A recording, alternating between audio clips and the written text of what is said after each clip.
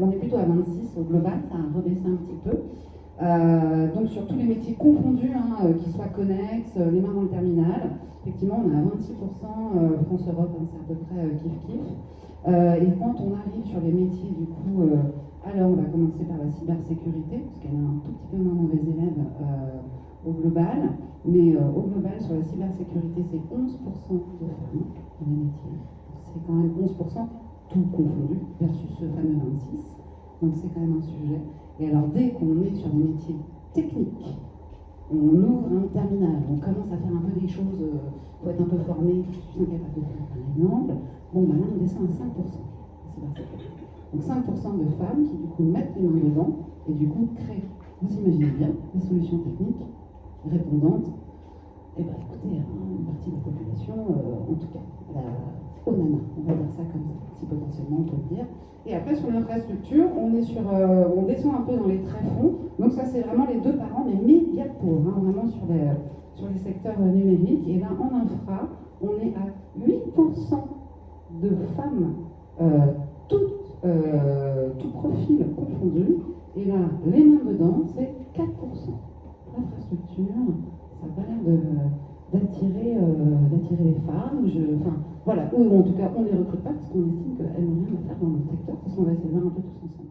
Du coup, avec le premier cliché. Le premier cliché, c'est pour faire de la cybersécurité, il faut être un hacker à capuche, un anonymous, quoi. Vous voyez ce que je veux dire? On va essayer de voir si du coup c'est fake ou réalité. Pour répondre à cette petite question très très intéressante, je vais donner la parole à Frédéric Honora. Tu es chargé de mission à Numéum Occitanie. Si je ne dis pas de bêtises, c'est pas ça du tout. Je vais te laisser alors. On introduit et ensuite vous allez tous pouvoir vous représenter un petit peu mieux que ça. Donc vous êtes en tout cas Caroline, du coup, Caroline de Rubiana, tu es responsable opérationnelle CSIRT CyberHots. Tu as précisé un petit peu ça derrière. Tu vas réexpliquer. Et enfin, Sylvie, tu es chargée de mission pôle talent chez la mairie. C'est ça. Et tu es là, tout à fait. Alors, on va essayer de répartir le micro. Ah non, on fait par mythe, ne t'inquiète pas. Tout à fait, t'inquiète. Non, chacun a son instant. Alors, je ne sais pas qui veut commencer, du coup, de vous trois, là, à partir un petit peu. Je crois que c'était toi. Allez, on y va, c'est parti.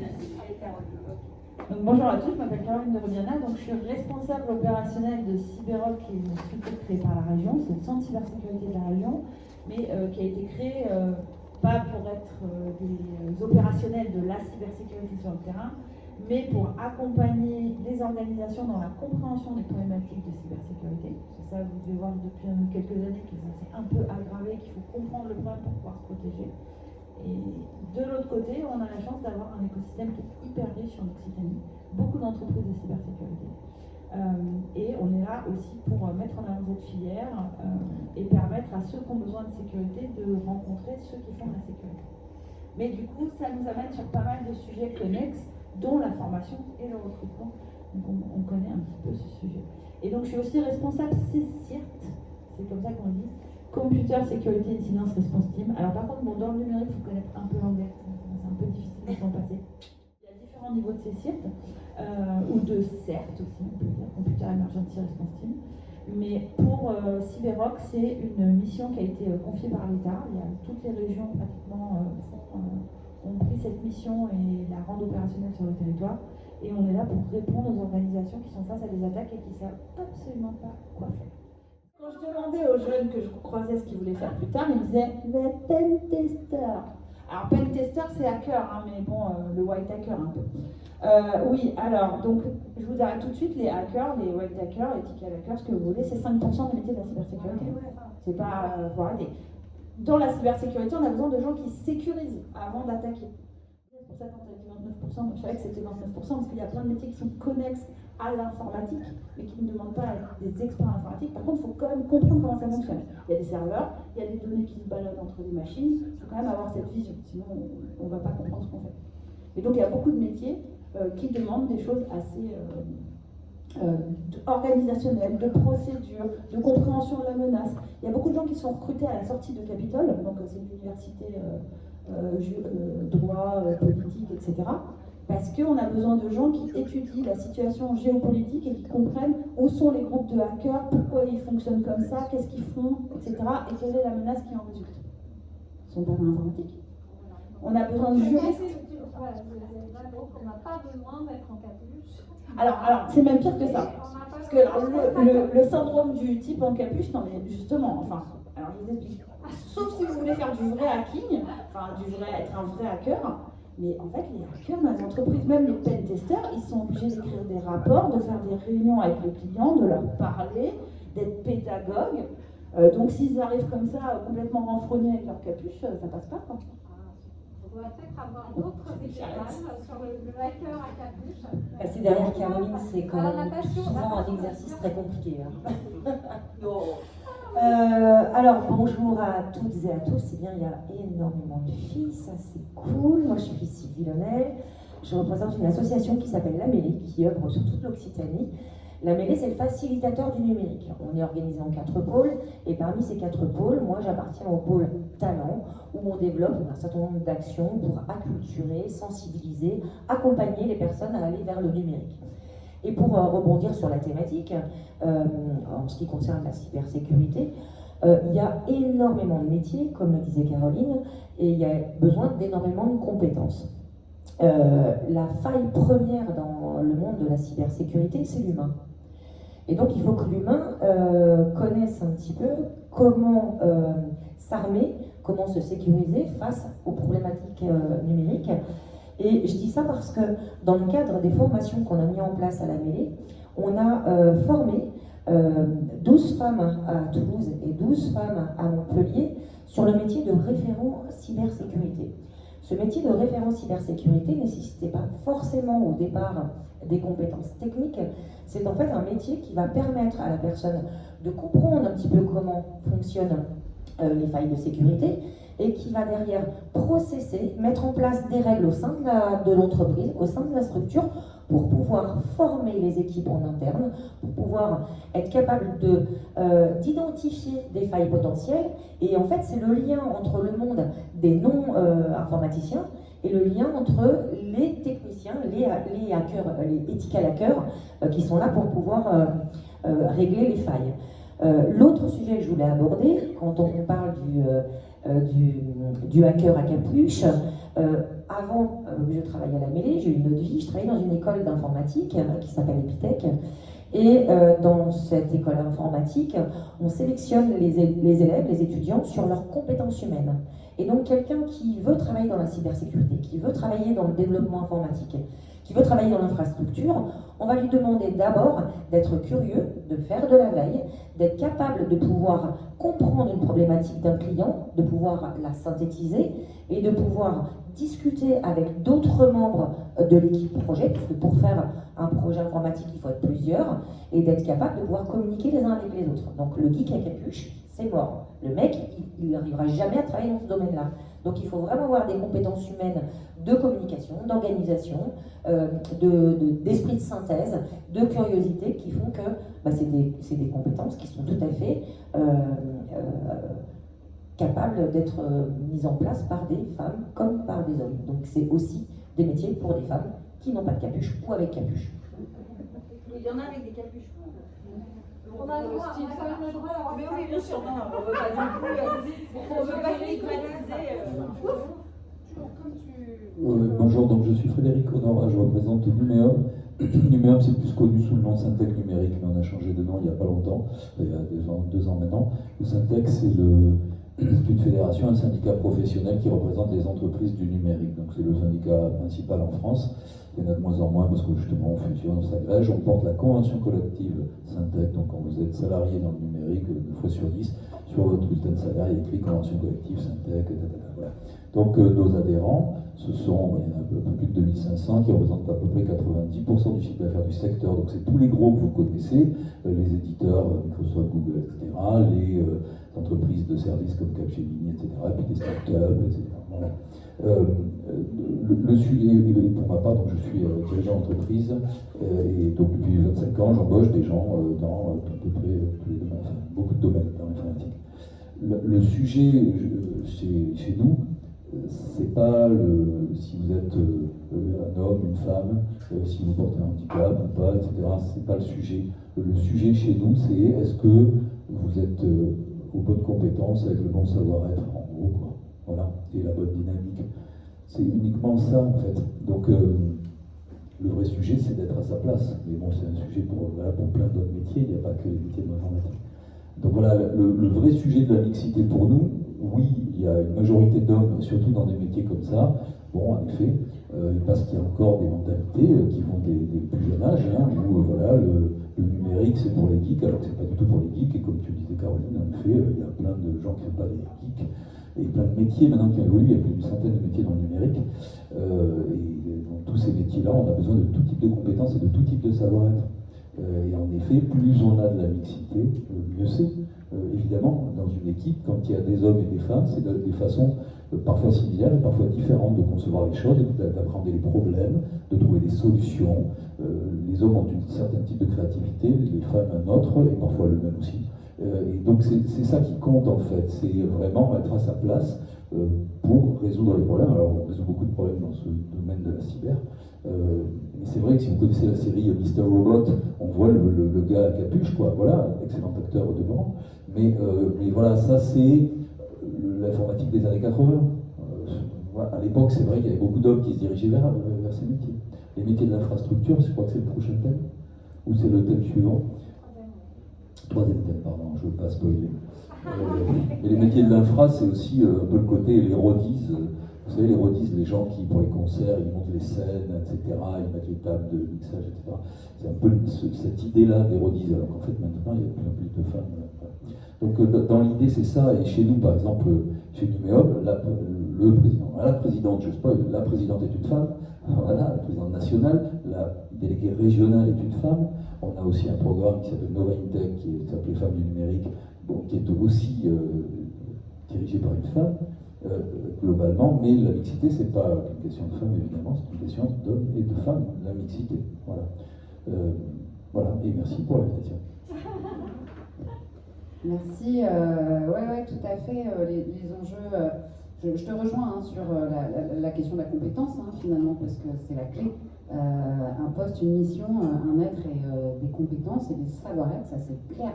Et après, on voit aussi que du coup, juste c'est un petit, que vous ayez le ratio, c'est notre strat. Simplement, quand on bosse avec des entreprises, pour les accrocher et leur dire, mais vous ne souhaitez pas gagner 40% de productivité dans votre entreprise? Ah mais je vous jure que quand on atteint une parité homme-femme, on a ce scale. Je vous jure que quand on atteint à peu près 35% de diversité dans les profils en entreprise, eh bien on augmente sa productivité, on augmente son chiffre d'affaires de 25 points. C'est pas rien, quand même. Mais ouais, tout à fait, des compétences et des êtres, complètement. On enchaîne, C'était... Avec un deuxième mythe. Le deuxième mythe, ça serait que les femmes seraient trop émotives pour gérer des crises techniques, en particulier dans la cybersécurité. Et avant de passer la parole à Béatrice, est-ce que vous avez déjà entendu ça? Alors peut-être pas exactement ça, mais ce côté, voilà, elles sont trop émotives, ou ne sont pas disponibles, ou ne sont pas... voilà, on n'a pas forcément...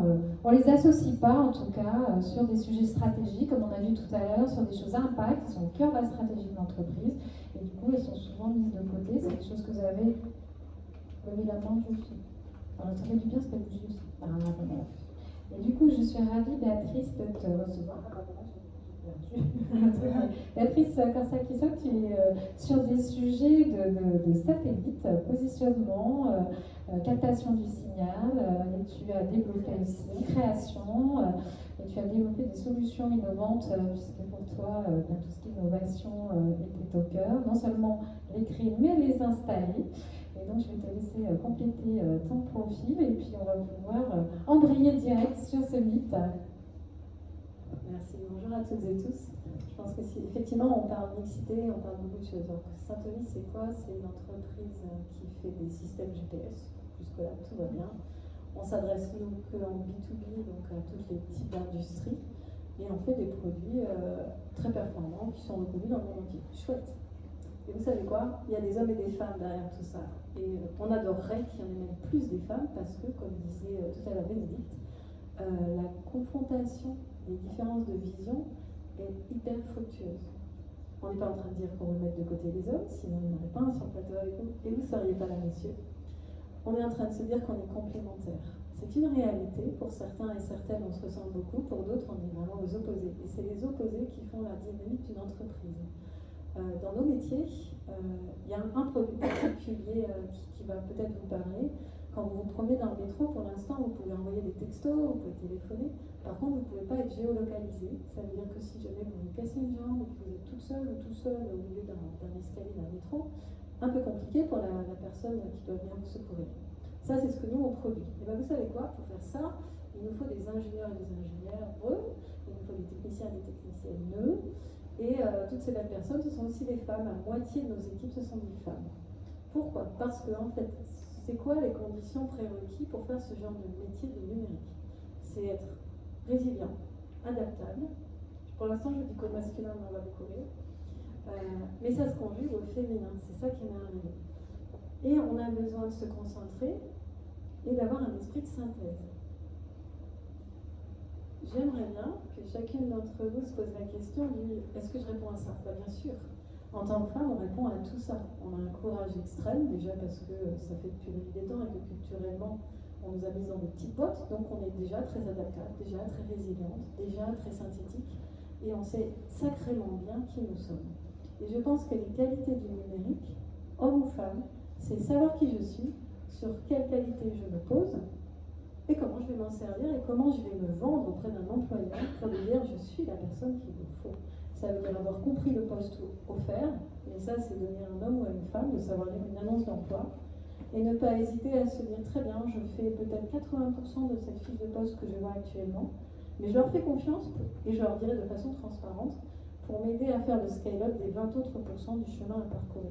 Quand on embauche une personne, on a toujours, nous, en tant qu'entrepreneurs, une vision du qu'est-ce que je voudrais que cette fonction embrasse à terme dans 1 an, 2 ans, 3 ans. On n'a jamais la prétention de se dire qu'on va recruter la personne qui est parfaitement à 100% qui colle à la réalité de notre fiche de poste. Ça n'existe pas, c'est le monde des bisounours, et vous savez très bien qu'on ne vit pas chez les bisounours. On adorerait quand même. Et donc, nous, entrepreneurs, quand on vous recrute, on sait et on s'attend au fait qu'on va être obligé de vous former in situ à nos technos qui sont particulières, à notre façon d'utiliser nos potentiels qui sont spécifiques à chaque entreprise. Et ça, un homme ou une femme, on est capable. En tant que femme, on sait apprendre, on sait s'adapter, on sait être multidimensionnel. Je crois que ça, c'est une blague qui existe depuis la nuit des temps, que les femmes sachent faire plusieurs choses en même temps. Je vous rassure, messieurs, vous savez aussi. C'est juste qu'il fallait bien montrer que, effectivement, cette multiplicité des réactions et des responsabilités au quotidien font de nous des personnes qui vont savoir aller à l'essentiel très rapidement, focaliser leur attention sur les vraies urgences et du coup cibler leurs actions concrètes et positives assez rapidement. Quand je vous ai dit tout ça, on se dit bien que bon, l'émotivité, certes, ça fait partie de nous, mais c'est un mini partie de nous. C'est pas ce qui fait que nous sommes potentiellement hyper importants dans la vie des entreprises. C'est clairement pas ça. Et donc moi, souvent, les personnes que je rencontre, hommes ou femmes d'ailleurs, que j'essaye de mentorer, je leur demande toujours, pour la prochaine fois où on se rencontre, fais le tour de tes qualités. En fait, l'éducation française nous a souvent éduqués par la faute, l'erreur, la mauvaise note, le pointage du ça t'as pas compris. On nous a jamais éduqués à dire mais au fait, toi tu as un potentiel là qui est merveilleux, tu pourrais l'utiliser dans telle voie. Or c'est bien ça, on est tous différents et variés, c'est tant mieux, on est complémentaires, tout autant que nous sommes sur la planète. Et c'est de cette complémentarité que va naître le dynamisme de toute action qu'on va entreprendre dans une entreprise ou dans une association ou dans une structure. Donc, dans ces métiers du numérique, on a absolument besoin de vous, mesdames, et de vous, messieurs, pour vous compléter et apprécier ensemble comment vous allez tellement bien vous harmoniser que vous allez faire un succès bien, bien meilleur. Nous, les expériences qu'on a, alors c'est vrai qu'on en souffre, hein, très peu de femmes pour l'instant ont souhaité aller vers ces métiers-là. Nous, on en souffre dans notre entreprise et c'est même la demande de mes collaborateurs hommes. Quand est-ce que tu embauches plus de femmes? eh bien, le jour où j'aurai réussi à toutes les convaincre d'aller vers ces métiers-là. Ils sont passionnants. Je vous en parle et vous avez vu, je suis heureuse. J'ai jamais été aussi heureuse que depuis que j'ai co-créé Saint-Denis. Ce sont des mondes où on peut enfin, homme ou femme, utiliser toutes les palettes de nos intelligences. Les intelligences, il y en a plein des différentes. On peut être intelligente parce qu'on crée, on peut être intelligente parce qu'on aime designer, on peut être intelligente parce qu'on aime écouter, synthétiser, reproduire. Il y a plein de façons d'être intelligent. Et en fait, chacun de nous l'est.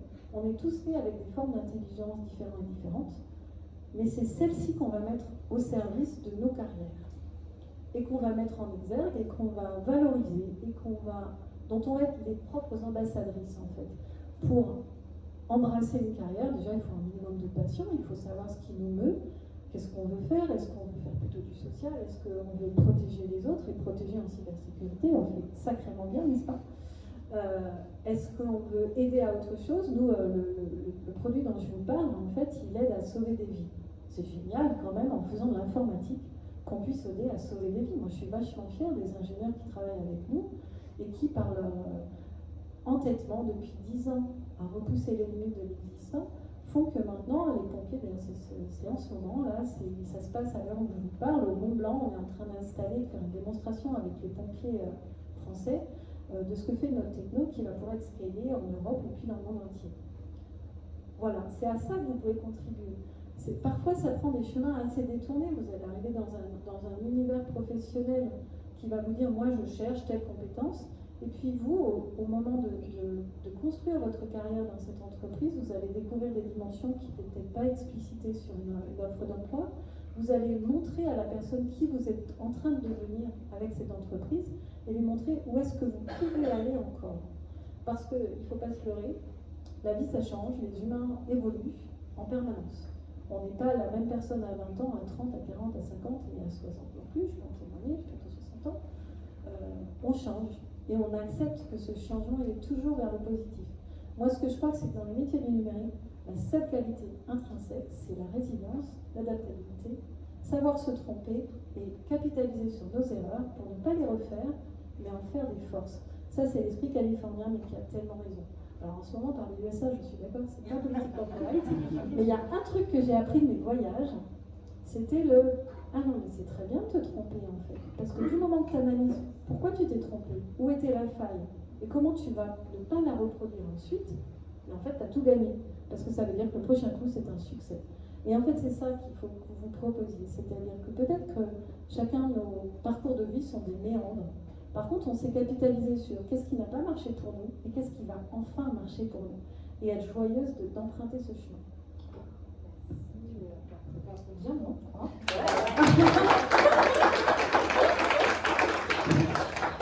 Merci beaucoup. Et alors du coup, Sylvie, tu as aussi complété ce mythe sur les femmes émotionnelles, ne sauraient pas gérer les crises. Et ça t'a beaucoup parlé, parce que pour préparer la table ronde, en fait, on a proposé ces mythes et chacun s'est dit, ah ben moi ça me parle, parce que dans ma vie ça me parle et j'ai envie d'en parler.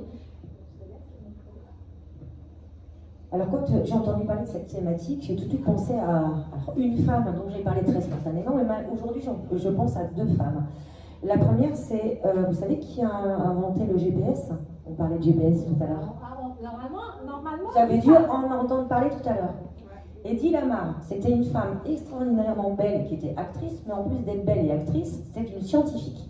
Et cette femme, pendant la guerre, elle a souhaité mettre en avant ses compétences scientifiques pour créer l'ancêtre du GPS, c'est-à-dire qu'elle a réussi à faire un système de brouillage des torpilles des ennemis pour que, ils puissent ne pas viser leur cible. Donc ça, c'est vraiment la preuve qu'une femme, malgré sa sensibilité, malgré son émotivité, est capable en situation de crise de faire des prouesses complètement incroyables, puisqu'on utilise encore aujourd'hui les technologies qu'elle a mises en place dans les GPS, dans la communication, etc.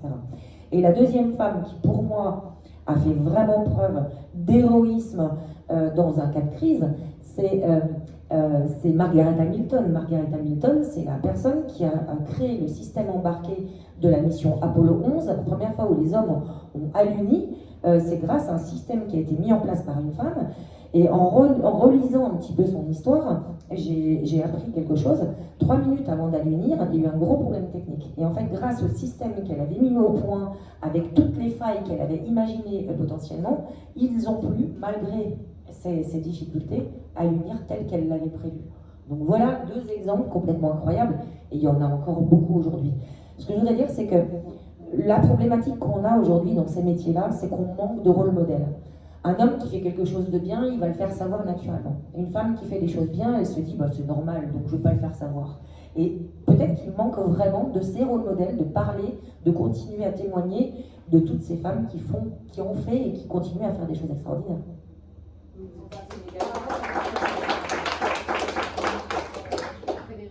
Juste sur ces rôles modèles, je pense qu'on a tous grandi dans des décennies justement où le rôle modèle était masculin dans les films, beaucoup de films américains, il faut le dire aussi, où le français aussi, où le héros est un homme qui a du sang-froid, etc.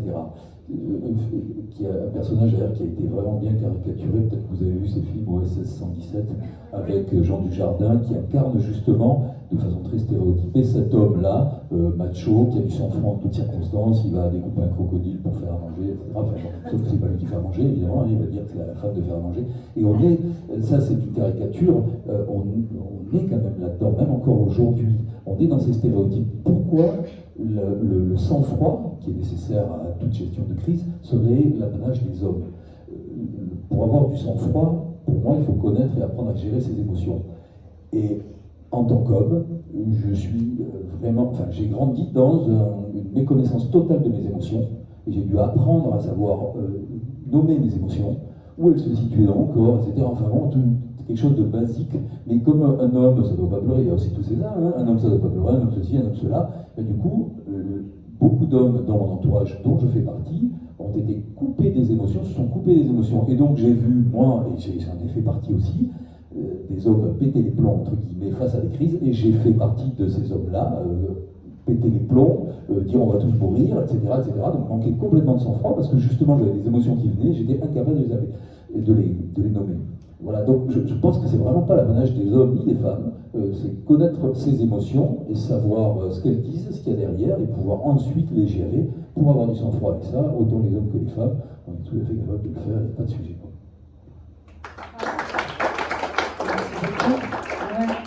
On parle d'humain, de toute façon. C'est exactement ça. Est-ce que du coup, vous vous sentez un peu concerné, vous, par cette question de l'hypersensibilité, la gestion ou non-gestion dans le cadre de vos activités diverses et variées? J'imagine que c'est un peu le cas pour tout le monde, de toute façon. Voilà, on a donc démonté cette fameuse question qui consisterait à dire qu'en tant que femme, on est victime de sensiblerie qui générait des incompétences crasseuses, et que concrètement, ce n'est pas une question de genre, et qu'on est clairement sur une question d'humanité et déshumanité. Alors on va du coup enchaîner, on va en tordre un troisième qui sera le dernier. On a continué, on y va grossièrement, nous, parce que c'est ça qu'on aime. Donc, tout à l'heure, on avait commencé avec la capuche, l'anonymous, comme ça, là.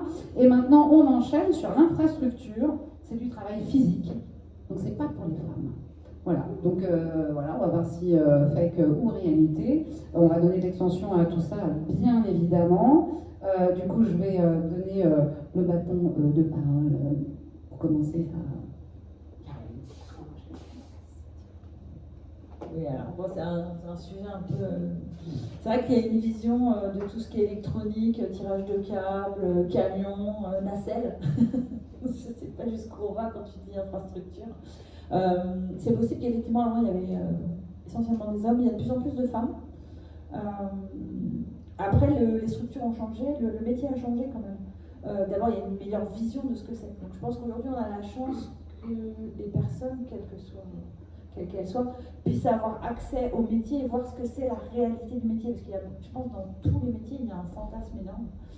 Et le jour où on rentre dans une entreprise, bon, ça, vous l'avez peut-être vécu, si vous avez fait des stages de troisième ou des choses comme ça, c'est quand même un peu un choc. Il y a ce qu'on croit à l'école, et puis quand on est dans l'entreprise, on voit que voilà, c'est pas si parfait, chacun fait comme il peut, il s'organise, donc c'est un peu la même chose pour ce genre de choses. Et le matériel a changé. Les composants sont beaucoup plus petits, enfin, il y a une gestion. Mais ça manque de femmes quoi qu'il arrive. Ça, c'est sûr. Et puis juste pour le chapeau global, pardon, je ne suis pas invitée sur la table ronde, mais en tout cas, vous avez dit les chiffres tout à l'heure, en gros on a 8% de femmes globales, tous les métiers, les fonctions, je veux dire, puis ensuite quand on creuse un peu on est à 4%, mais je tiens aussi à dire, du coup, mais ça donne à moi ce que tu disais, que sur les 10 dernières années, on est passé de 0,8% de femmes en infra à ces fameux 4%. Progresse. Non mais complètement. Bah, là, nous, on travaille avec une entreprise qui gère le réseau, la fibre, etc. Et la chargée de mon interlocutrice est une jeune femme.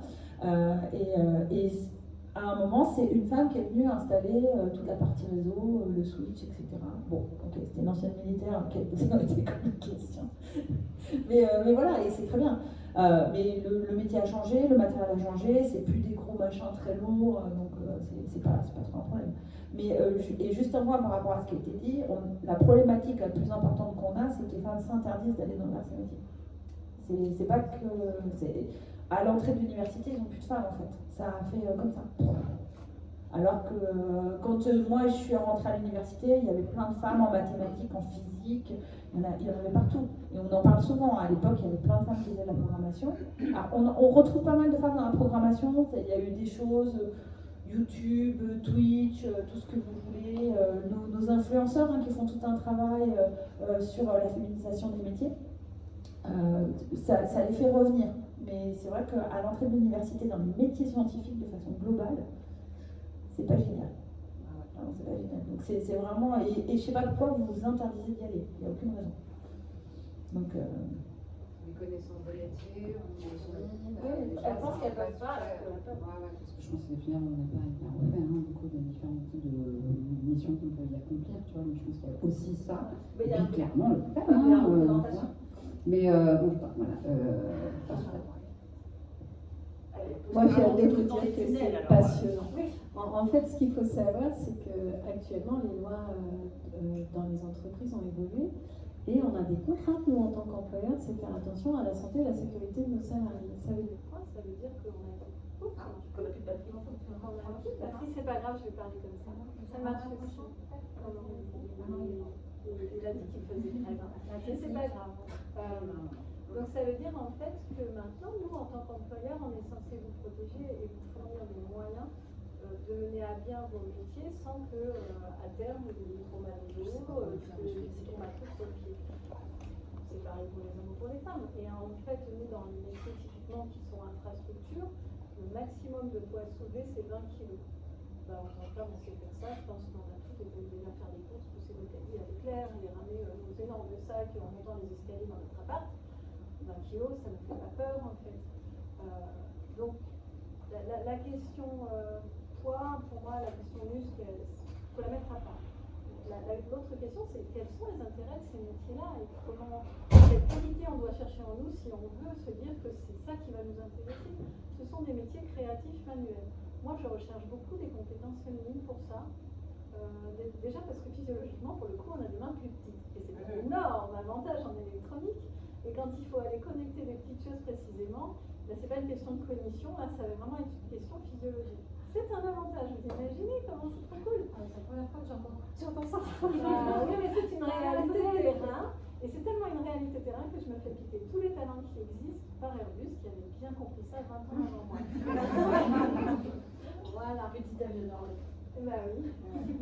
Donc voilà, donc c'est un avantage. Et la créativité de monter des choses, de les connecter, de comprendre comment elles fonctionnent, mais on l'a tout fait aussi depuis qu'on est petit.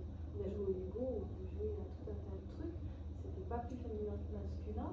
On l'a construit déjà cette vision 3D de comment je vais faire monter ci, comment je vais analyser le design ou la conception de ce que je devrais faire. C'est quelque chose qui est tout autant féminin que masculin.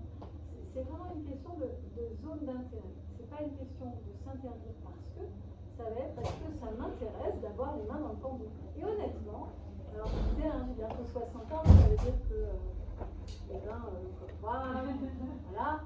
À l'époque, il y avait des chemins tracés où on poussait les jeunes femmes et des chemins où on interdisait. J'adorais mon papa, mais il a quand même joué à ça. Et il y a des chemins vers lesquels il n'a surtout pas voulu signer en bas de la page. J'avais pas de chance au moment où on faisait les dossiers d'inscription dans les facs. J'étais pas encore majeure, j'avais pas le droit de les signer moi-même, donc il a fait sa censure. Or, moi, ce que je voulais, c'était être électronicienne. Je voulais avoir les mains dedans, je voulais pouvoir concevoir, faire des circuits qui fonctionnent. Donc maintenant, je me régale parce que j'ai embauché des électroniciens et électroniciennes merveilleux. Mais c'était un métier qui me parlait déjà il y a 40 ans. Donc pourquoi il ne vous parlerait pas à vous? En fait, les infrastructures, ça peut être, tiens, alors une anecdote géniale. Donc moi, j'ai 3 enfants. Ils sont adultes, vous imaginez bien, je suis grand-mère. À l'époque où j'étais devant l'école, il y avait une dame, une de ces mamans de l'école, qui arrivait exactement comme je suis là, avec son jean, c'était lisse, c'était assez visionnaire à l'époque, c'était 35 ans. Et on sympathise, elle avait l'air très ouverte, j'ai trouvé qu'il y avait quelque chose, une aura formidable chez cette dame. Et là, je la fais parler parce que souvent, elle venait en courant chercher ses enfants et je ne comprenais pas trop son urgence. Et elle me dit, bah oui, moi je suis technicienne et en fait, je répare des IRM dans les hôpitaux. Vous imaginez ça? Donc, dans son coffre, elle avait sa trousse de secours, elle avait un téléphone portable, les ancêtres du téléphone portable que je n'avais pas encore, parce qu'elle pouvait être bipée, c'était un pager plus qu'un téléphone, elle pouvait être bipée à n'importe quel moment de sa vie familiale pour aller réparer un ustensile qui va sauver des vies. Elle avait fait ce choix, elle avait fait un BTS pour ça. Donc les métiers de l'infrastructure, ils sont divers et variés dans le numérique, il y en a plein, mais ils ont tous un intérêt et ils sont tous ouverts à nos intelligences masculines ou féminines, parce qu'en fait là aussi, ça va être se mettre devant une réalité d'une problématique et chercher la solution. Pourquoi ce serait plus masculin que féminin de savoir faire ce cheminement? On l'a tous ou toutes appris et on peut vous l'apprendre à toutes ou tous. Donc choisissez vraiment ce qui va vous parler, mais ne vous contraignez pas en vous disant là il n'y a pas beaucoup d'hommes. Un jour ou l'autre, à force de toutes se dire qu'en fait on a le droit d'oser faire ce qu'on veut, on sera beaucoup plus de femmes, et c'est aussi notre responsabilité d'entrepreneuse, on est d'accord, de ne pas embaucher qu'une seule femme par entreprise, parce que sinon ça devient un désert et c'est très pénible pour cette personne-là. Mais par contre, allez-y, faites-vous plaisir en fait, parce que ces métiers-là, ils ont de la valeur, ils ont un intérêt collectif. Merci beaucoup. Je crois, si je sais pas comprendre dans l'air, c'est lui. Oui, il est là.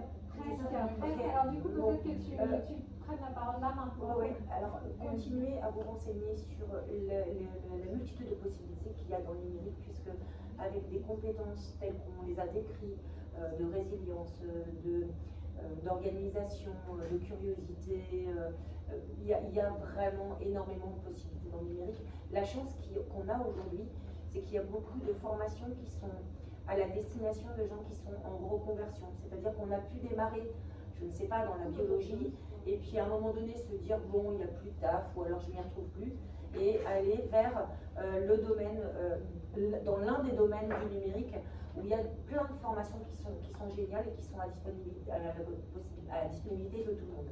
Et je voudrais faire juste une petite promo sur un événement qui va arriver dans très peu de temps, les 14 et 15 mai. La Mêlée organise, aux côtés de plein d'acteurs qui sont là, les assises de la féminisation dans les métiers et filières du numérique.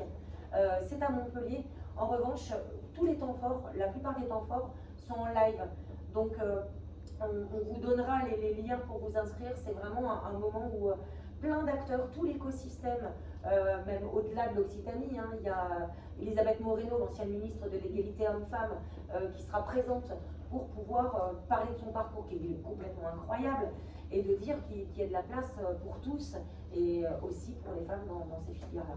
Donc n'hésitez pas. Et là, vraiment, je dois vous laisser. Merci. Merci beaucoup.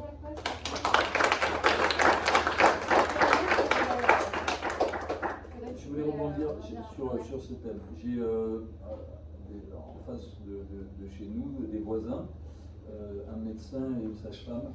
Ben, en fait, non, c'est une médecin et un sage-femme. Et ils sont géniaux et adorables. Ils sont tous les deux très compétents et très appréciés dans leur métier. C'est une question de représentation d'un côté, donc c'est-à-dire la représentation qu'on a nous d'un métier. Est-ce que c'est pour nous, pas pour nous? Et on en a parlé, c'est vrai. Donc il y a de votre côté, on va dire, des freins à lever peut-être sur ces représentations, des choses à changer. Et de notre côté entreprise, il y a aussi quelque chose à faire, c'est l'attractivité des métiers. Caroline t'en parlait un peu, c'est qu'on ne sait pas rendre attractif certains de nos métiers auprès de certains publics. Et donc en effet, les métiers de l'infra, bon moi j'avais que des hommes dans les métiers de l'infra, j'ai eu une femme un jour, c'était leur chef. mais c'est tout. Et Là, c'est bien. une des meilleures d'ailleurs chefs de projet, toi c'est ton cas aussi d'ailleurs. Et c'est vrai, tu as beaucoup d'hommes, toi, dans tes équipes. Oui. Enfin, j'ai pas. Mais c'est toi la chef. Et donc, il y a aussi comment on rend attractif de notre côté ces métiers-là. On essaie d'y travailler tous, et ça commence tôt aussi. Et en effet, il y a une désaffection des filières scientifiques qui en parlaient. Mon épouse était à Paul Sabatier, et à Paul Sabatier, il y a de moins en moins de femmes qui y vont. C'est incroyable. Bah oui. Alors que souvent, les femmes sont très très fortes dans les métiers scientifiques. Ce qu'il faut dire aussi, en fait, c'est que ça dépend de vos choix de vie. Mais dans ces métiers-là, il y a une palette diverse et variée. Tout à l'heure, je vous ai parlé de cette dame-là qui était avec son beeper. Mais dans les métiers du numérique, il y a aussi des métiers où nos choix de vie, si on veut pouvoir avoir un 50-50 entre je suis passionnée par ma profession, mais je suis aussi passionnée par ma vie perso, ça existe. Il y a tout un tas de métiers qui vont vous permettre d'avoir cette balance perso-pro. Donc, il ne faut pas que ce soit un frein, en fait. Il y a un tas de métiers dans lesquels c'est très acceptable en tant qu'entrepreneur de se dire que nos salariés sont là de 7h du mat à 17h, avec leur vraie pause au milieu, mais qu'après, il ne faut pas les embêter parce que ces personnes-là, elles ont leur vie. Je dis bien ces personnes-là parce que c'est homme ou femme, en fait.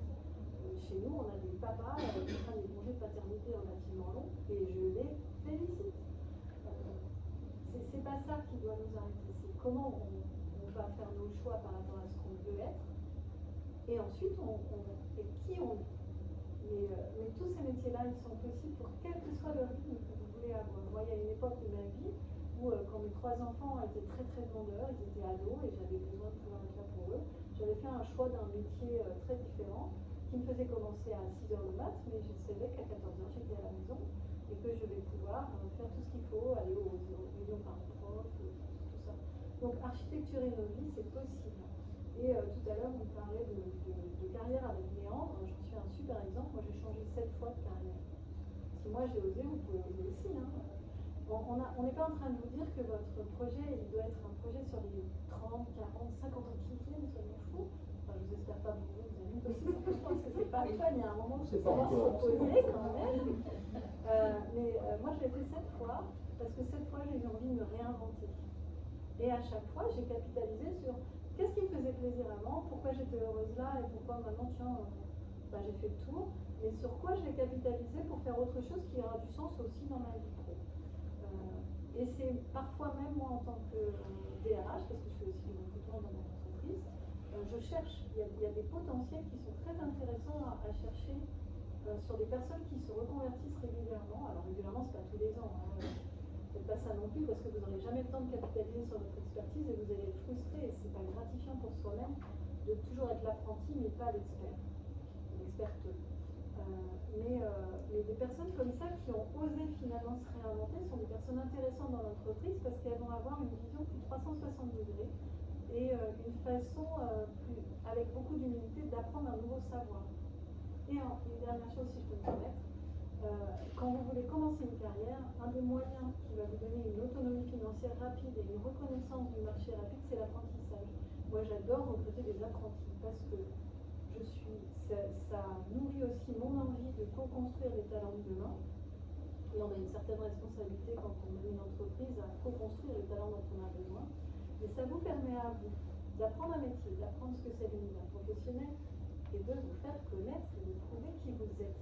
Vous avez beaucoup plus de chances finalement d'apprendre à savoir qui vous êtes et de montrer à l'entreprise, tiens, allez, embauche-moi à la fin parce que tu as déjà vu qui je suis, tu as déjà vu comment j'apprends vite, tu as déjà vu comment je peux me fondre dans tes valeurs, alors je suis la personne qu'il te faut pour le next step. Ce matin, avant que je vous rejoigne, je suis arrivée en retard, je ne sais pas, j'étais dans une réunion où on était en train d'annoncer que l'un de nos apprentis, on espère tous, pouvoir embaucher fin juillet. Ce sont des jolies success stories, mais il y en a plein de comme ça. Moi, quand j'ai fait mes N reconversions, un des leviers que j'ai utilisé, c'était l'intérim. Pour se faire connaître, c'est magique. C'était comme ça que j'ai pu entrer à Airbus, c'était magique aussi.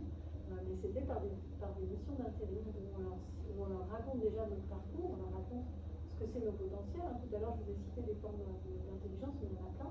Et à l'époque, moi, ce que je leur avais dit pour qu'ils veuillent bien m'embaucher, c'était je suis trilingue. Vraiment trilingue. Et donc, ils ont dit ouais, super chouette, ça correspond à notre univers.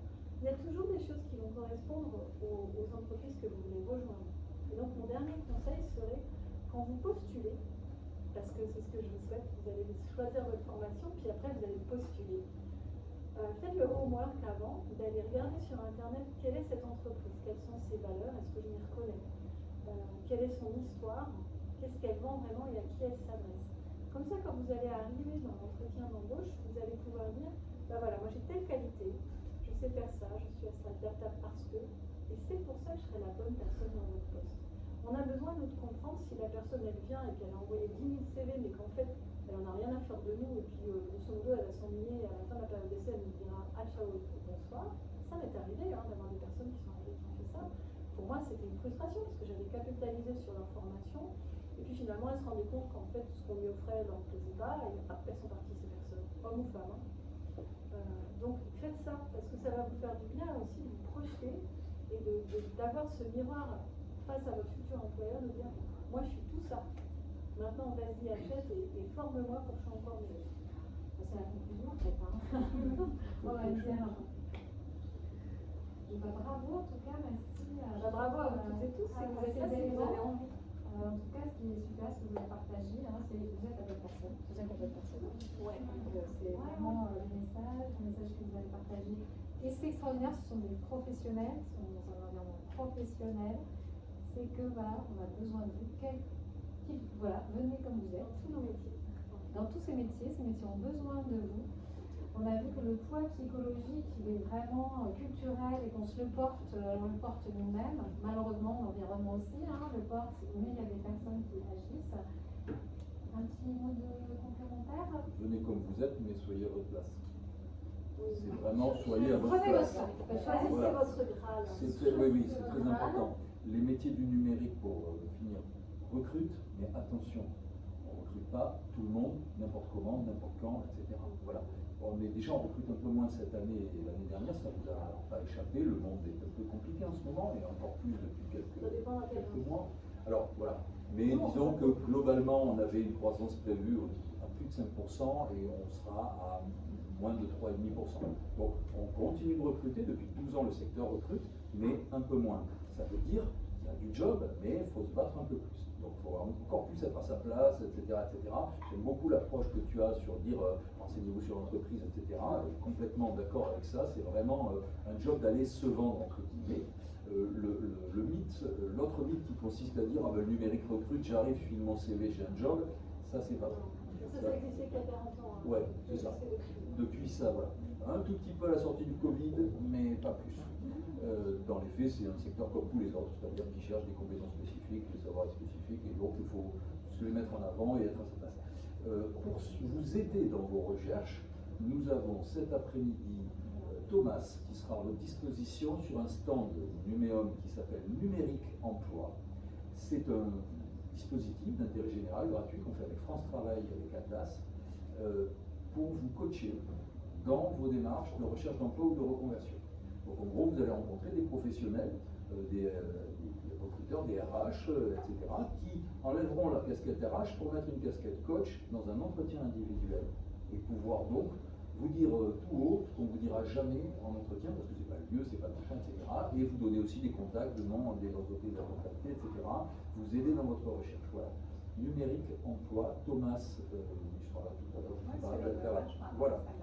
Il faut s'inscrire, c'est gratuit.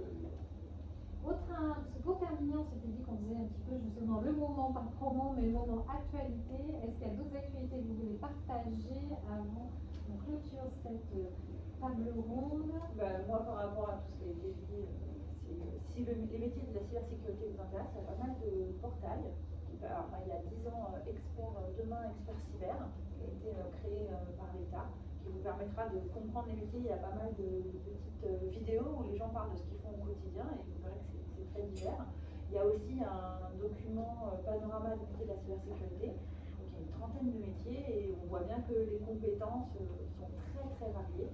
Bon, il y en a deux qui restent tout le temps, c'est bien comprendre le système d'information, donc le numérique, nos données et les concepts de la sécurité. Et on voit bien que les concepts de la sécurité, c'est un mindset.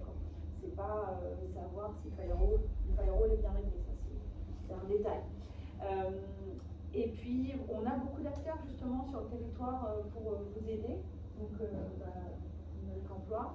Vous avez France Travail pour ceux qui seraient demandeurs d'emploi, qui déploie des actions spécifiques pour accompagner sur les métiers du numérique et sur les métiers de la cybersécurité.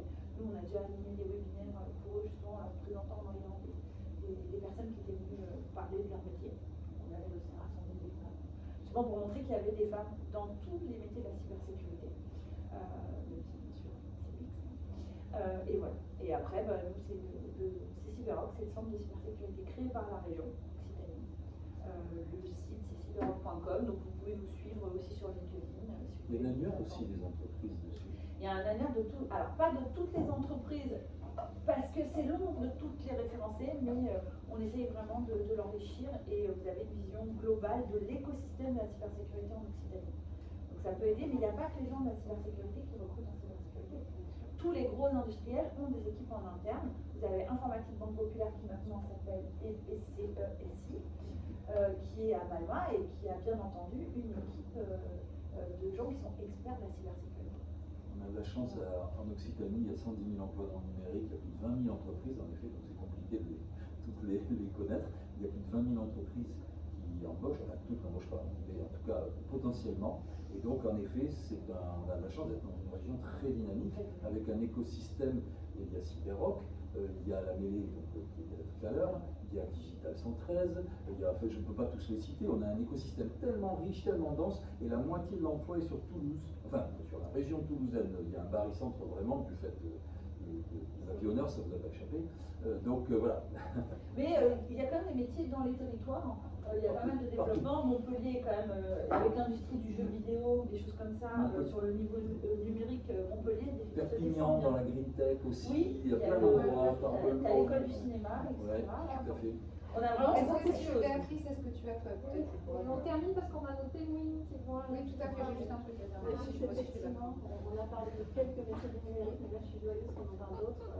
Il y a aussi ceux du design, tout ce qui est PAO, tout ce qui est design assisté par l'ordinateur. Ça peut faire des chouettes métiers dans la com, dans tout un tas de choses. Moi j'ai quelques compétences dans notre entreprise qui me font une école tellement magique.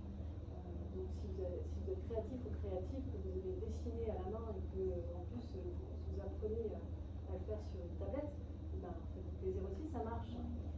Moi, ma conclusion, ce serait félicitations à vous, parce que si vous êtes là, c'est que vous êtes en train de prendre votre destin en main et c'est courageux, donc bravo. Merci.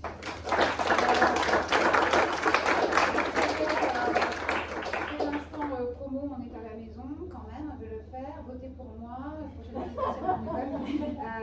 on a une promo, on est en plein dedans, donc on a une promo cyber, du coup, qui se lance à début juin. Ici chez Saint-Plon, donc ici chez Saint-Plon, 3 mois intensifs et puis ouverture sur l'alternance derrière.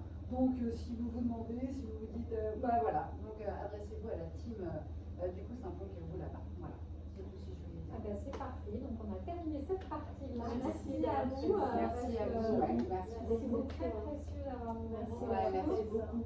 Et votre temps est chouette.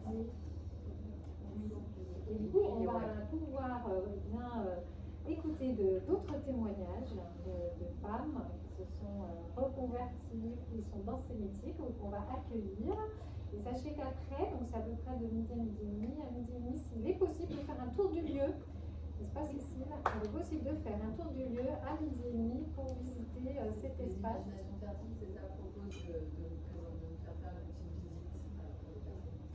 Donc voilà, donc ça, rien ne s'arrête aujourd'hui. Tout se construit. C'est là. Merci encore. Bonjour à tous et à tous, moi c'est Sam Silat et à contrario, moi je vous présente avec 2 personnages.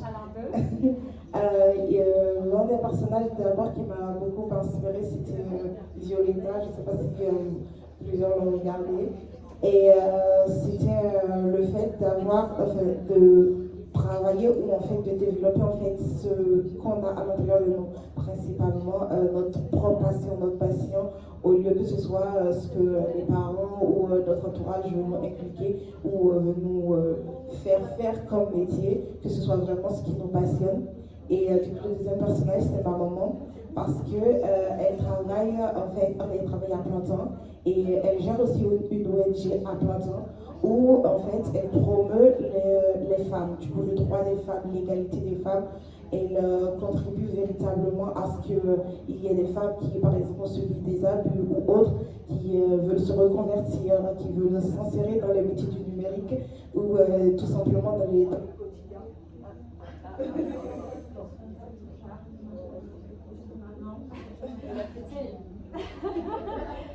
Et voilà.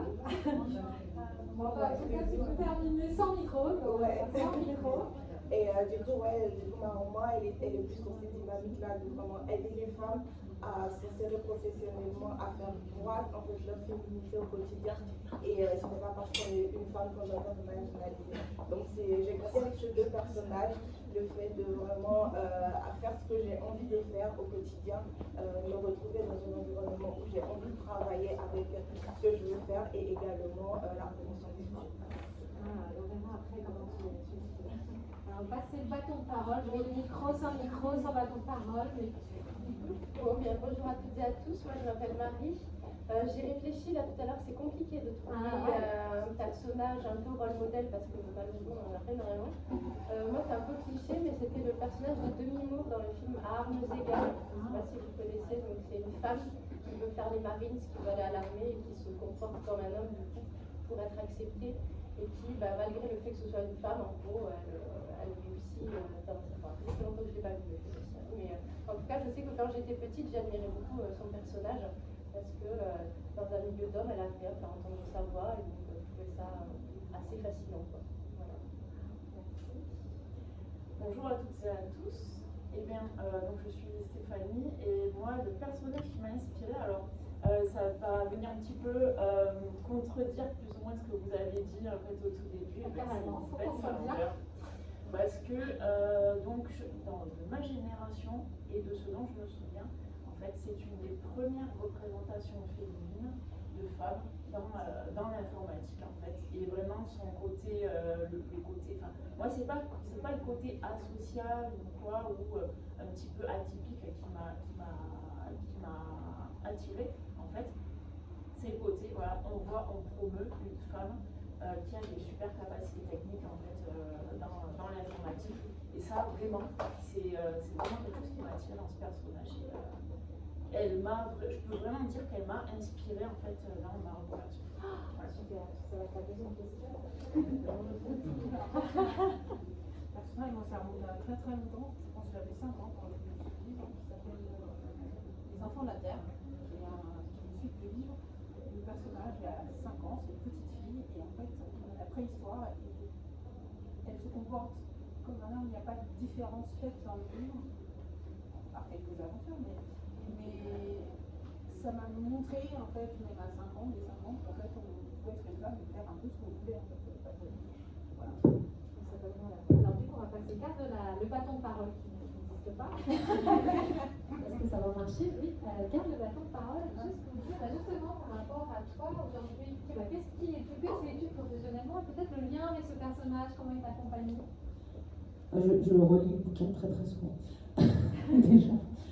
Moi, je fais quoi? Alors, moi, j'ai fait des études en informatique quand il y avait la Game Boy. Voilà, ça fait 25 ans que je fais de l'informatique. J'ai commencé comme développeuse, parce que moi, j'ai toujours dit développeuse, voilà, pas développeur ou codeur, dans tout ce qui était 3D, parce que je voulais faire du dessin, mais j'étais très très mauvaise, soyons clairs. Ma famille, d'un côté, c'est des agriculteurs, de l'autre côté, c'était des ouvriers en chaussures, donc pas forcément prédestinés à ce genre de métier. Mais 0-1, ça me parlait super bien.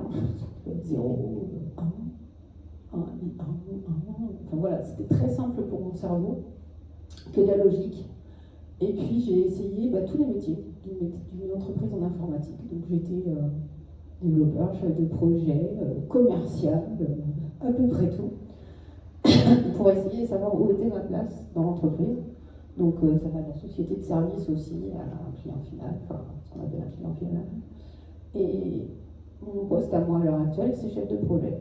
J'avoue qu'avoir fait du développement, ça m'aide à comprendre. Mais actuellement, je suis chef de projet plus, je suis manager, donc j'accompagne aussi les gens qui rentrent dans l'entreprise pour qu'ils soient bien intégrés. Je suis en société de service, pour préciser. Et chez nous, la mixité, c'est hyper important pour ma boîte, en tout cas. Donc on a un quota femmes qui est respecté, on a 22 nationalités différentes dans la société. Et ça me tient très à cœur, en tout cas, de vous transmettre ce point qui est d'où qu'on vienne, qui qu'on soit, on est là pour vous accompagner à rentrer dans nos entreprises. Et moi, en tant que manager, ça fait partie de mon travail. En tant que chef de projet, ça fait partie de mon travail. Je suis aussi référente harcèlement dans ma société. Parce que voilà, ça aussi, ça en fait partie. Il ne faut pas rêver en tant que femme. C'est pas fini.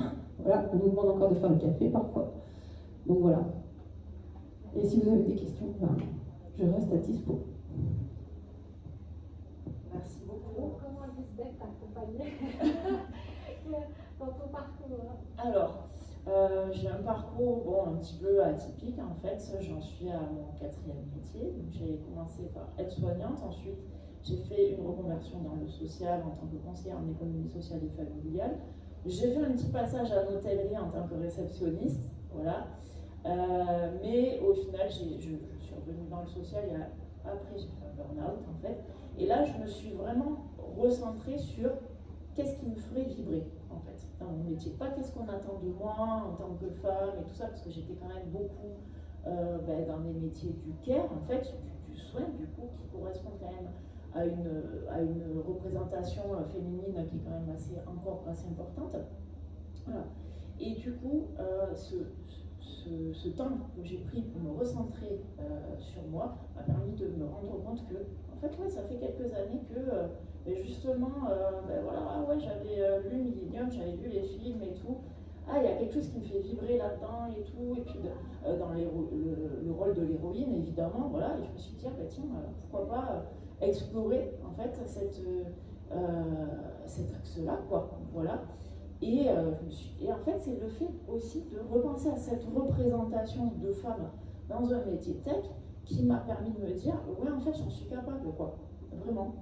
Et donc, il y a 3 ans, j'ai commencé ma reconversion, parce il y a diverses manières, en fait, de se lancer dans la cybersécurité. J'ai commencé cette reconversion par une formation en développeuse web full stack, voilà. Donc j'ai obtenu mon diplôme, parce qu'on m'avait dit, la personne qui m'avait conseillé m'avait dit c'est pas mal de mettre un pied dans le développement web avant de rentrer vraiment dans la cyber, en fait. C'est une vérité, il y en a plein d'autres pour rentrer dans la cyber, voilà. C'est pas le seul axe pour y rentrer. Et ensuite, j'ai vu que simplement on parlait de la formation AIS, voilà. J'ai vu une publication de Pauline, qui parlait de la formation administratrice d'infrastructures sécurisées, ou qui est appelée aussi opératrice de solutions de sécurité cloud et hybride, et je me suis dit, je fonce, quoi. Donc ça, c'était en 2023, en fait. Donc je fais partie de la promo cyber actuelle, du coup, qui termine début juillet. Voilà, dans la promo cyber dont Bénédicte, c'est ça, parlait tout à l'heure, voilà, qui va du coup recommencer début juin. Et je fais mon alternance dans l'entreprise EcoCert, qui est à l'île Jourdain. Voilà, donc là, le poste que j'ai actuellement, en fait, c'est un petit peu de faire le lien entre le SOC, donc le Security Operations Center. En gros, chez nous, le SOC est externalisé, donc ça veut dire qu'en gros, c'est une entreprise qui récupère tous les journaux de connexion, en fait, toutes les connexions que font nos utilisateurs et utilisatrices. Et donc, moi, je suis en gros en première ligne, par exemple, quand il y a une compromission de compte utilisateur, quand il y a, par exemple, en fait, du trafic inhabituel sur notre infra, voilà, donc du coup, je fais un petit peu quand même de l'analyse SOC, puisque je collabore beaucoup avec le SOC, en fait. Donc, en gros, plus généralement, j'ai en charge la gestion de tous les tickets sécurité. Ça peut aller de la demande de changement de mot de passe à un utilisateur qui me dit, j'ai reçu un mail un petit peu étrange, en fait, qui a passé toutes les barrières des antivirus et tout, parce que oui, ça existe malgré la performance de la plupart des outils qu'on utilise, en fait. Ça peut aller également jusqu'à le SOC qui nous signale voilà, il y a tel problème, il y a une possible intrusion en fait sur votre FRA. Donc du coup, c'est mon rôle actuellement dans l'entreprise. Voilà.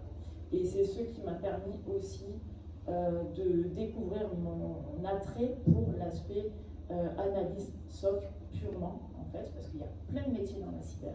Voilà. Et c'est un métier qui est très technique et où j'ai envie de vraiment en fait de rentrer quoi en fait. J'ai vraiment envie de rentrer dans cette partie-là du métier. Voilà.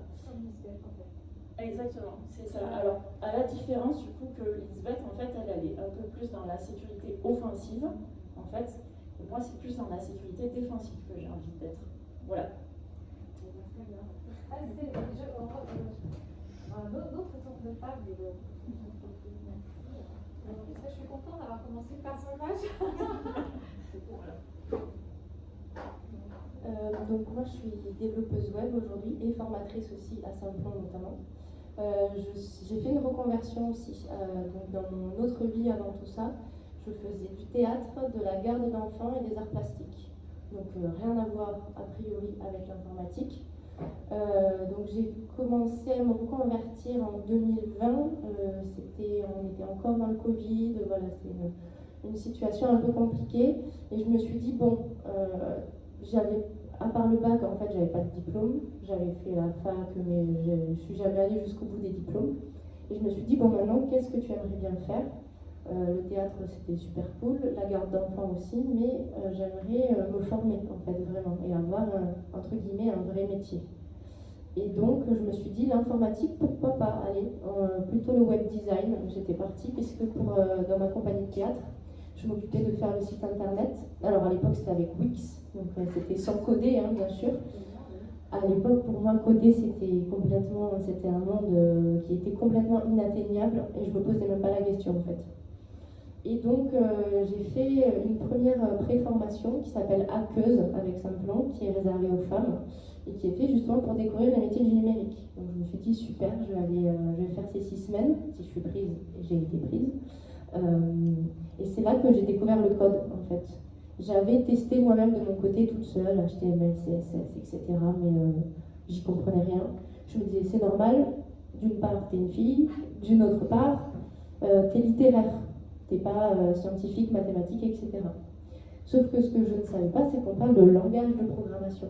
Donc même si on n'est pas très doué en maths, c'est pas très grave en fait. Il faut une certaine logique, certes, mais le fait d'être doué en langue, ça peut aussi fonctionner à ce niveau-là. Et donc j'ai découvert le code pour la première fois en 2020, juin, je sais plus exactement. Et j'ai enchaîné sur une formation, donc développeuse web et web mobile à Saint-Plon, qui a duré 11 mois, dont 3 mois de stage. Et j'ai eu mon titre professionnel à la fin. Et donc, depuis 2021, fin 2021, je suis développeuse à mon compte, freelance. Parce que on pourra en reparler après si jamais il y a des questions là-dessus. Et donc, aujourd'hui, je suis très contente d'être à la fois développeuse et d'avoir une casquette aussi pédagogique, d'être formatrice, animatrice d'ateliers, de sensibilisation, etc. Je trouve que les deux sont complémentaires et hyper intéressants, quoi. Voilà.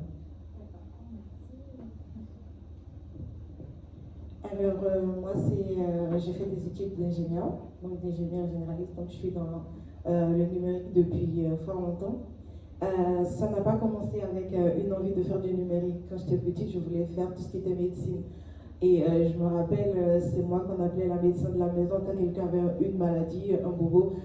C'est moi qu'on appelait directement pour aller chercher des médicaments, ce genre de choses.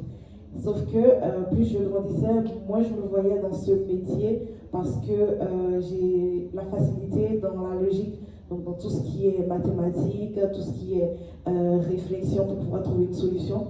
Et du coup la biologie ne me convenait pas du tout, sachant que mon père était aussi biologiste et il m'a donné, un jour il m'a donné son témoignage sur comment ça se passait en cours. Il me disait que lui aussi il a du mal à apprendre, il était plus dans cette casquette de logique. Donc même ses cours, il les retenait par la logique. Et c'est là que j'ai compris, mais ça c'est pas fait pour moi du tout. Et je me rappelle quand j'ai annoncé à ma mère que finalement je veux plus faire la biologie, je veux plus me ruer vers l'informatique. Elle m'a dit, mais pourquoi? Ça, c'est à cause de ton papa, c'est un métier d'homme, ce genre de choses. Parce que pour elle, j'allais devenir médecin, elle allait m'ouvrir une pharmacie, elle allait m'ouvrir un hôpital, tout ça. Elle avait déjà fait mon parcours et j'étais là en mode non, ce n'est plus pour moi ça. Et du coup, j'ai dit, je reste ferme sur cela, je fais de l'informatique. En plus, je me rappelle, pendant le collège, tout ça, j'avais les meilleures notes en informatique. Donc je me suis dit, mais pourquoi pas en fait, parce que je m'y retrouve déjà dedans. Donc j'ai foncé. Quand j'ai eu mon baccalauréat, je me suis dit, ok, je cherche une école d'informatique. Je ne sais pas ce que je veux faire, mais je cherche une école d'informatique. C'est ce que j'ai fait. J'ai fait un parcours, un cycle préparatoire au Bénin, parce que je suis béninoise du coup. Après ça, je suis venue ici où j'ai fait un cycle d'ingénieur pendant 3 ans. J'ai eu mon diplôme, j'ai fait de l'architecture des réseaux pendant à peu près 6 mois. Ça, c'était pendant la formation. Donc après le diplôme, j'ai vu que j'avais plus cette casquette de manager en fait, cette casquette un peu de gestion, d'organisation, de coordination. Et donc quand je suis sortie d'école, je me suis dit, ah mais je ne veux pas faire de l'architecture pure. Je veux plus me ruer vers cette casquette de gestion, d'organisation. Donc c'est pour ça que je me retrouve aujourd'hui en tant que product owner chez Sopra Steria. Donc c'est un peu de la gestion de projet.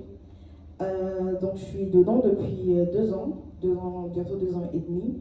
Et voilà, je me retrouve parfaitement dans ça. Je sais qu'après ça va changer parce que j'ai d'autres ambitions, notamment être beaucoup plus dans le conseil des entreprises, le conseil également des personnes pour pouvoir s'orienter ou plus transformer leur quotidien, faciliter leur quotidien. Donc voilà. Donc toi, tu as dit non à ton rôle modèle en fait. Donc, voilà, pour avancer, des fois, il faut savoir dire non. Peut-être une dernière question. Je pense que vous avez plein de questions après, mais ce sera l'occasion pendant l'heure du déjeuner d'échanger avec vous, parce que c'est hyper riche. Moi, j'en ai plein de questions, mais du coup, il faut que je choisisse. Alors, je vous laisse terminer avec la question que vous préférez. Ça peut être soit comment vous vous projetez demain, parce qu'on voit que vous avez tous des parcours en fait, qui ont évolué tout ce temps, et ça va pas se terminer. Ou peut-être, mais donc rapidement, parce que je pense qu'ils ont peut-être envie aussi de manger après, quel conseil vous pourriez donner à une femme ou à une jeune fille, ou peut-être le conseil que vous auriez pu vous donner à vous il y a peut-être quelques années. Voilà, je vous laisse choisir comment vous voulez terminer ce tour. Alors, où je me vois, peut-être sans doute au même endroit dans 10 ans, en fait. Parce que moi, j'ai eu cette chance qu'on m'a donnée et que j'essaie de donner aux gens qui sont avec moi, pas forcément que dans ma société, mais partout où je passe. Moi, je me suis créé mon poste, en fait. Donc, c'est royal. Je fais tout ce que j'aime et j'essaie de transmettre tout ce que je sais. C'est pour ça aussi que je suis là aujourd'hui, que je fais d'autres événements. Parce que pour moi, c'est très important de transmettre cette facilité qu'on peut avoir. Enfin, facilité, pas forcément, mais cette possibilité qu'on a de se créer son environnement avec ce qu'on aime. Voilà, il ne faut pas se bloquer, il n'y a pas de frein, pas dans notre tête. Ceux qui nous en mettent, on a des réponses. Enfin, moi j'en ai plein en fait. Voilà, on apprend à en gagner des réponses avec ça, ce qu'on se construit. Il y a des gens qui peuvent vous aider, parce que c'est important. Voilà. On est collectif, voilà, ça c'est ultra important. Merci en tout cas, tu as réussi à être là où tu as envie d'être. Ça, c'est bien. Alors, où je me vois dans quelques années, moi je me vois toujours dans la cyber. Après, je n'ai pas forcément d'objectif prédéfini. Je sais que là, aujourd'hui, ce que j'ai envie de faire, c'est de l'analyse SOC, en fait. Mais par exemple, mon objectif professionnel, il a changé entre maintenant et le moment où j'ai entamé ma formation, en fait. J'avais des objectifs quand même légèrement plus hauts. Je disais, oui, je veux travailler à la DGSI et tout. Et là, je me dis, bon, on va quand même se calmer, en fait, on va y aller étape par étape. Voilà. Et après, peut-être que dans 2 ans, je vais changer d'objectif. Je me dirai, oui, le SOC, j'ai plus envie d'en faire. Enfin, voilà. Après, le conseil que j'aurais à donner, c'est aux femmes, voilà, de croire en elles et de croire en leur capacité. Mais aussi, il il y a une chose dont je suis convaincue, c'est qu'il reste quand même des entre-soi masculins dans les entreprises. Le travail est en train d'être fait. En fait, j'ai l'impression que le travail, il est plus avancé du côté d'aider les femmes, de s'aider entre femmes en fait à croire en soi et en ses capacités, que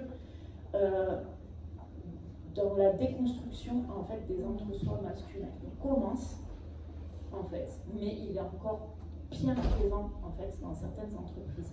Donc ça, j'ai envie de dire, il faut prendre pour acquis que malheureusement, c'est encore quelque chose qui existe en fait. Il faut en avoir conscience, il faut arriver à se blinder contre ça, mais il faut aussi que les hommes en fait se responsabilisent dans ce changement en fait qui est nécessaire et qu'ils acceptent d'aller dans le sens de cette inclusivité en fait. Voilà. Ouais, hyper important.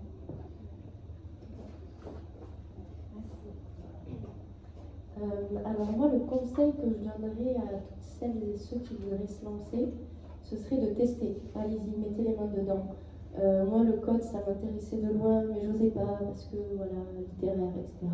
Bon, ben, il se trouve que j'ai testé le code avec des personnes qui m'ont accompagnée. Bien sûr, j'avais des formateurs à côté de moi qui m'ont permis de monter les échelons pas à pas et de découvrir le code sainement. Et voilà, donc mettez les mains dedans.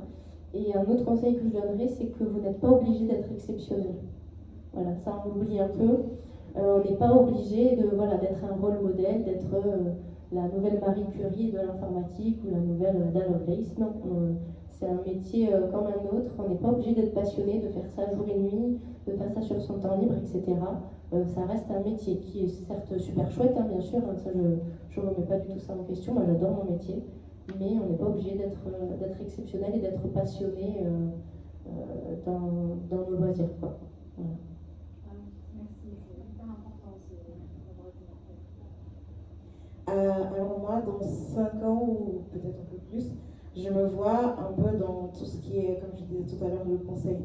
Parce que j'ai bien écouté les gens, leur apporter des solutions. Donc, et je sais que c'est possible de concilier cela avec le numérique.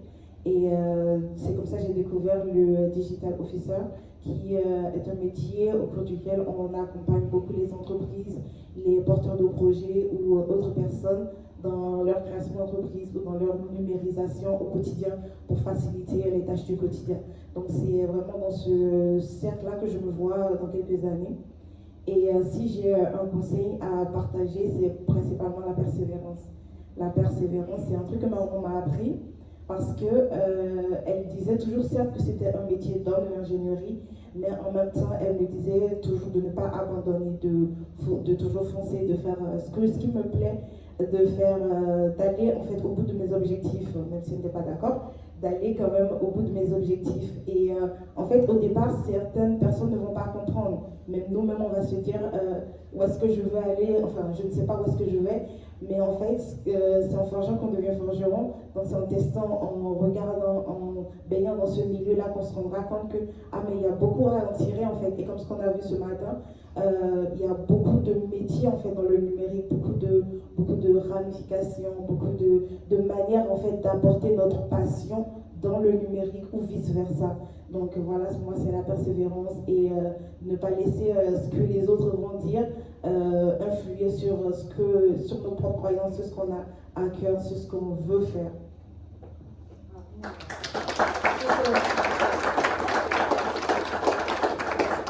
Hyper inspirant, merci beaucoup. Du coup, on arrive à la fin de la première partie de cette journée. Donc, il est possible de faire un tour du lieu. Et puis, on se retrouve, je crois, alors c'est 14h. Tout à fait. On se retrouve à 14h. Dans l'après-midi, il y a plein d'options qui vont vous être proposées. Vous avez tout un packaging pour vous accompagner vraiment là sur la recherche emploi. Donc, il faut y aller votre et votre temps. Franchement, c'est chouette. Vous avez la découverte, vous avez des ateliers, vous pouvez faire des CV, vous pouvez faire plein de trucs. Vous allez être coaché, ça c'est super. Vous pouvez rejoindre Sandrine et moi pour un atelier de co-développement sur le craquage des problématiques, plutôt dans les organisations sur les questions genre et diversité. Comment on fait est-ce qu'on y arrive ensemble ou pas? J'oublie pas trop des trucs, hein, je crois pas. Non, en tout cas, ça va se passer ici et surtout, en tout cas, sur l'accompagnement, emploi, job coaching, tout ça. Et. Ah, bah, je ne l'avais pas, celui-là. Bah, voilà. De toute façon, il y a un programme, en fait, en réalité. On se retrouve à 14h. Donc, c'est l'heure de la pause d'âge, je crois. Hein. En gros, c'est ça. Merci. Merci à vous, en tout cas. Merci beaucoup. Merci à nos témoins. C'est chouette, hein. Vous avez des parcours de dingue. Moi, en tout cas, c'est la diversité des parcours. Encore une fois, on se le dit, nous, c'est un peu notre truc. C'est tous les visages, quoi. Puis, c'est chouette. En fait, c'est tous les visages, c'est tous les parcours. L'absence de règles, en fait, la règle, c'est que t'as pas de règles. Et la règle, c'est justement de la connaître, en tout cas, face à l'employeur, pour savoir la détourner au mieux et en faire la sienne, quoi. On se marie, c'est l'astrat, en fait, tout ça.